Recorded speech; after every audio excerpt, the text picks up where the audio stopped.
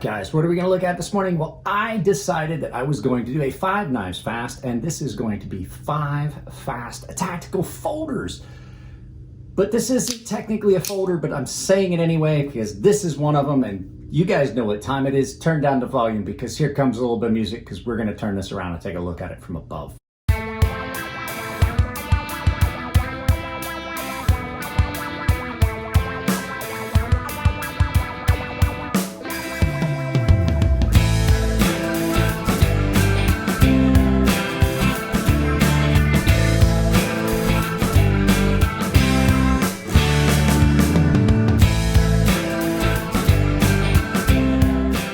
So first and foremost, what is a tactical folding knife? Well, in my opinion, a tactical folding knife is a misnomer.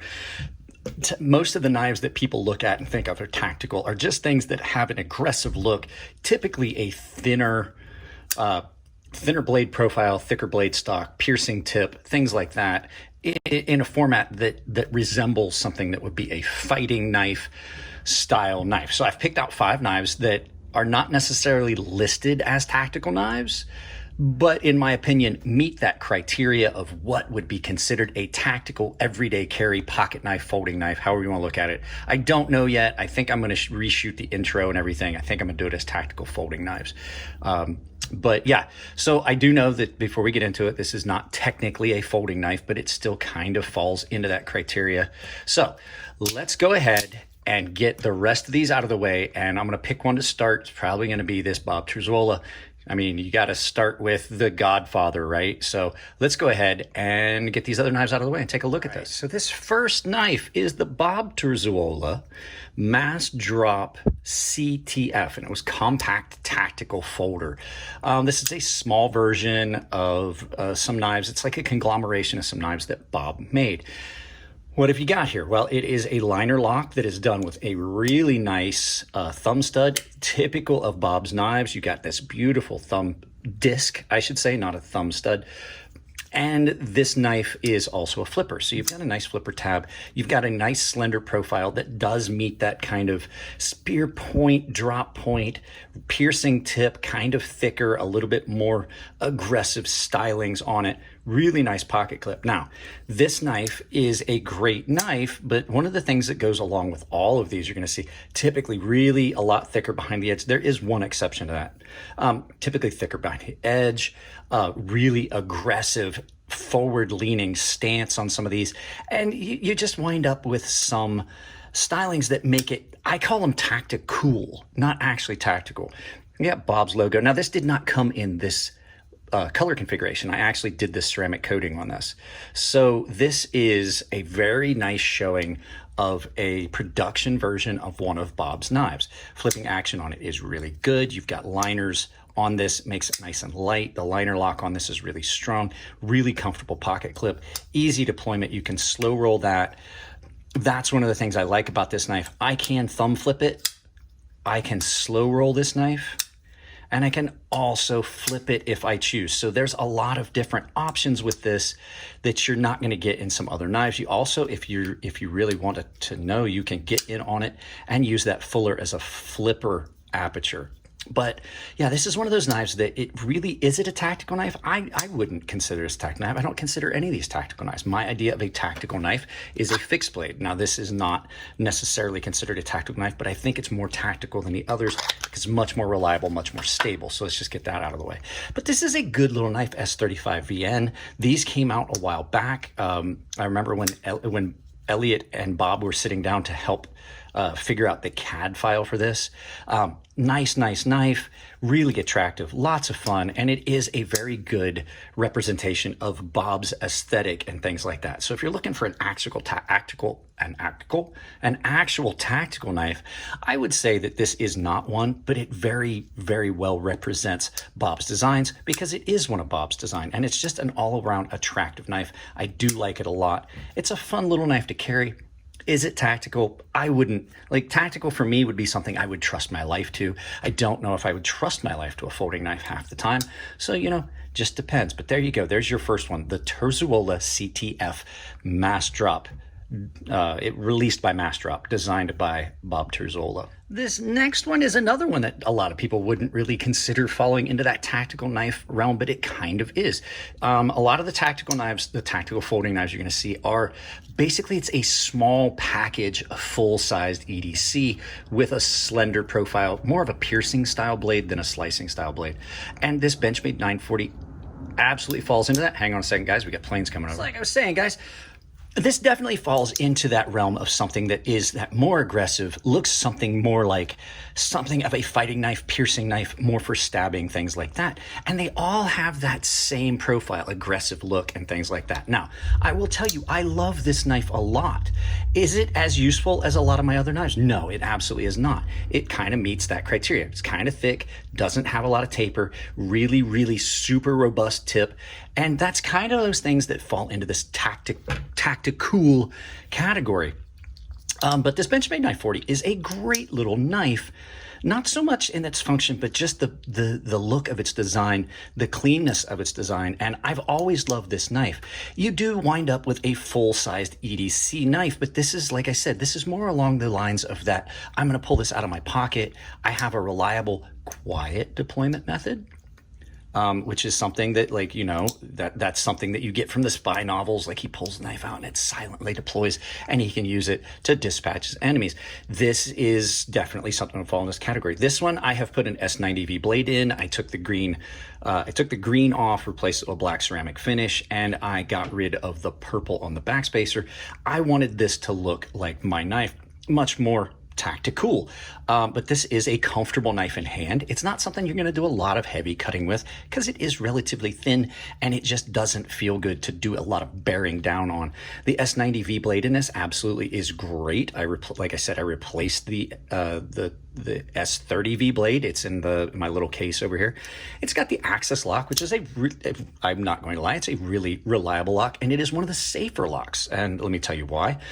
You can see it later on some of the other ones. Some of the liner locks and frame locks that you have to deal with, you have to put yourself in the throw of the blade when it's coming shut. You don't have to do that with this knife. It just basically, you're out of the way. Same with the compression lock and some other locks, but this is definitely a very aggressive, has some really aggressive tactical lines to it. It looks cool. It looks like something you'd see in a video game or in a movie, I guarantee. And it is just a good representation of what tactical knives look like. You got a lot of aggressive lines and things like that make it attractive. And like I said, it has that blade profile. So a lot of these knives you're going to see fall into that same category where they're just not as useful as some of the other knives. Now, is this useful? Yeah, it is. It's a nice little light carry. Like I said, you're getting a full-size EDC coming in just at about 7 3/4 on this, on the plate. I've never actually measured it. You get a full-size blade, you get a nice long handle, and it's in a compact package that doesn't take up a lot of space in pocket, and it's nice and light. So it's a relatively good knife. I like it a lot. I just think that it could have been done better with maybe thinner blade stock, maybe a hollow, things like that. I've thought about sending this off to John over at BGM and getting a reground to make it a little bit more slicey. I'm not sure. But there you go. There's number 2, the Benchmade 940, Osborne 940. This knife is the epitome of pocket tactical carry. I do know it's not technically a folding knife, but you know, it kind of does do the same thing. Out the front, retracts. I'm going to go ahead and consider it a folding knife of sorts. This is the Microtech Ultratech. This one is mine from 2015. I have another one that's a much smaller one. It's a UTX 85. And it has some elements that you're going to see on some tactical knives. It has a glass breaker. It's got a lot of jimping. And it, again, nice, thin, slender, piercing blade that you're going to see. This is a knife that you saw carried by John Wick in the John Wick movies. And these out the fronts are cool, but they are not really that tactical. We've talked about it before. Why I say that, let me go ahead and get a piece of paper here that doesn't have my address on it. If you do that, it's derailed and you have lost a deployment. You have to manipulate that knife. You either got to sling it back out or you've got to pull it out to where it locks. so that it is back and functional. So it's not like this knife is as reliable as the others.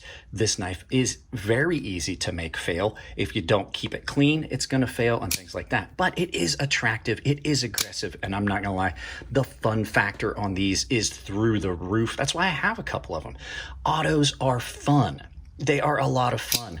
But the drawbacks to these knives are it's really slick, it's really slippery. It is a little heavy for an aluminum handled knife.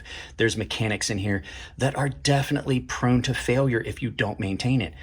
Something as simple as using the wrong oil can lead to gumming up and failing of these knives. Like I said, they are a lot of fun. This thing is a blast to play with. I've had it since 2015, so that should tell you something. If it wasn't, I would have probably gotten rid of it. It's very attractive. All of the Microtechs are really attractive and well done. You have that bidirectional satin that I really like. You have a satin going north to south and then east to west on the scales. And for as much as people complain about branding on the blades, I like the fact that it looks like that. I love having the logo. I like the over-the-top stuff. It's an attractive knife. Some of the drawbacks, it does have proprietary hardware, and these screws are really prone to stripping and failing. And they can be a pain to maintain. The other downside, definitely not a lot of fun. You put this in your pocket and you bend down. If you happen to have love handles, it will get you. But the cool thing is, if you want to flip this, so you want this, like say you want to make sure that when it comes out of pocket, it's in this position. If you're a lefty, that's not as easy because it's going to be exactly opposite of your thumb. You can just take this off and flip that pocket clip completely and carry it in your left pocket. It is an ambidextrous knife with an ambidextrous pocket clip. Downside, these are restricted items in most jurisdictions. Some states have legalized them, but still some municipalities have not. So they are slowly being de-vilified, but there you go. The Microtech Ultratech in LMAX, tactical, absolutely. Tactical, I should say. True use carry, not so much. They are, like I said, all of these except for like the next two are really thick behind the edge and not great slicers. They're more for show than they are for actual use. So there you go. The Microtech Ultratech. Let's get this out of the way and bring in the next one. The next one is the Artisan Cutlery Laconico Design Sirius. Now this kind of blurs the line. This is a very tactical looking knife, really thin, really slender, straightforward, piercing tip and all of that. But this knife is one of the last two I wanted to bring up were knives that are more functional. I love this knife. I love raised designs. And this is something I would consider a tactical knife. It fits all that criteria: slender, sleek, something that could be really used for piercing, easy to deploy. It's got a really good action to it, nice, slender, piercing tip, but this one actually is pretty good as an everyday carry. Nice pocket clip, and you've got a lanyard, a lanyard post here. So this knife kind of blurs that line. This goes from EDC tactical to EDC actual, which is something I like. I do like the stylings and trappings of a tactical knife. They are attractive. They have a sleek, aggressive look to them that is something that appeals to me. But I do know for a fact that most of your tactical knives are not a true functional EDC. This is not. This is truly a good EDC carry item. Runs on bearings, nice and smooth, liner lock with easy access. Thumb studs are great, but they're set back so that it stays nice and thin. They've got this little cutout so that allows them to minimize the overall style of the overall width of the knife. So with that cutting in, you lose some width, because if they hadn't done that, you technically would have to have the knife be that much wider, because now it's set in nice, sleek profile, sits in the pocket well, carries, pops out. And like I said, just really attractive. Another bidirectional satin going north to south, east and west. The swedge is also a satin, like a belt satin. So this knife is really cool, really tactical looking, but yet still really functional. This is a knife that finds its way into my pocket a lot, and I mean a lot. I love this knife. It's one of my favorite designs from Ray. Action on it's great. It is a front flipper, top flipper with a thumb stud, so it has an option. Nice and sleek and clean. The micarta is beautiful. You've lost a lot of your, if you're talking tactical sense, You've lost a lot of your reflectivity on this because they've hidden the liners a lot. You're not showing and popping that, you know, the shiny liner on this knife. Blade's shiny, but I mean, you could always get that. I think they have a black coated version of this as well. So S35VN steel on this, micarta, really, really nice. Comes in multiple versions, but this is a very tactical looking knife, and it in function very usable. So there you go. The Laconico design Artisan Sirius. Great, great, great knife with all the cool factor that you would get from your other tactical knives, but still functional. And the last knife, this is one of my favorite knives. It has been in my collection for a little while now. This is the CJRB Centros. And this one is in D2, and it does not come in this color configuration that I know of. They may have a black blade now, but I did ceramic coating on this because I like it and I didn't want the D2 to rust. I also did ceramic coating on the liners. So this is a knife that Dylan designed, and I don't know if he was going for a tactical knife, but he really came up with one, and this is a great knife all around. It's really nice and thin, but it does have that tactical piercing point. It's very aggressive, forward-leaning, predatory animal look to it, but it's comfortable and it cuts really well. It carries well, and it is very well done. If you haven't gotten to see one of these, you probably should pick one up and give it a shot. This one's done in G10 and D2. The pocket clip is deep carry if that's something you're into. It doesn't have a lot of bells and whistles going on the outside. It doesn't have a lot of sharp spots to catch and things like that, which is one of the things that tactical knives usually don't have. There's not a lot going on. A lot of them are thumb studs, and if they do have a flipper tab, it's very redacted, such as this, where it's not as small to catch on things. And this is typically what you would see in a tactical knife. Really comfortable grip, nice finger guard like that up on it, so you're not going to slide forward if you're piercing. But this thing is another one that, like I said, going from everyday, you know, EDC tactical to EDC actual. This is another knife that's very functional, but in a tactical scenario. This would be something that, like a fixed blade like this, which he's made a fixed blade very similar to this, would be something I would gravitate towards. It has functionality and aggressiveness if you needed it. Now, like I said, I don't really think that folding knives should be considered tactical knives because they have a chance of failure that you're not going to get in a fixed blade. But overall, this is a very attractive, very aggressive looking knife. If you like the tactical kind of thing, then this would be one that's right up your alley. The action on is really good, runs on ceramic bearings. It's not had any weight reduction, but it's not heavy. It's got a really good balance. And it is a very attractive, very I want to say, I keep wanting to say aggressive, but yeah, I mean, there's only one way to describe it. And it's comfortable in hand and still useful, even though it is so slender. It does not take up any room in your pocket, really, to speak of. And just look at that. Really, really aerodynamic and forward, like predatory animal aggressive. It looks like a shark. It looks like something you would see in the deep ocean that eats other animals. Love this knife. So comfortable. Dylan Mallory, friend of mine, really good dude, did a really good job on this. And like I said, very, very awesome knife. So there you go, guys. 5 tactical folders, sort of. So go ahead. Guys, let's turn this around and do some final thoughts. There you go, guys. There was 5 fast tactical folders, even though I know one of them is an OTS, but technically it kind of folds in on its, you know what I mean. So yeah, I hope you enjoyed it. That was a lot of fun for me. I haven't got to play with some of these knives for a little bit, so I decided to do a 5 knives fast. Guys, if you like the content, give it a thumbs up. If you don't like the content, give it a thumbs down, but you gotta tell me why, because I can't change the content if you don't tell me what you don't like. If you want to support the channel, it's as simple as like, share, subscribe, drop a comment, hit the bell icon. But if you do hit the bell icon, make sure you turn on notifications on your device, because if you don't, you won't get notified of the sometimes 3 items a day that I put up. Other ways you can do it, I have a membership down below. That's the best way you can help because I get money directly from YouTube. Pick a tier. It's a tier-based membership. Pick a tier that gets you what you want out of the membership. But remember, everyone saves $5 on my sharpening service, and everyone has access to my gilded server. If you decide to become a premium tier member, I do have a premium tier sharpening tutorial series that they have access to, and it's on YouTube. Other ways you can do it, I have a bunch of affiliate links down below. A lot of the knives you see on the channel can be found at my Blade HQ affiliate link. And if you want to get a product that doesn't have any politics or any pandering, go check out my coffee brand coffee affiliate link.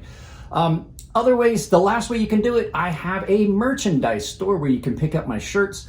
I have a coupon code that works anywhere on Ember Shirt Code that will save you 10% at checkout. That coupon code is CrazySharp, all one word, capital C, capital S, CrazySharp. Saves you 10% at checkout. Guys, I think I hit all the wickets on this one. I love you all. Keep it clean in the comment section. It makes it easier to moderate the channel. If it's your birthday, happy birthday. And I will see you in the next video.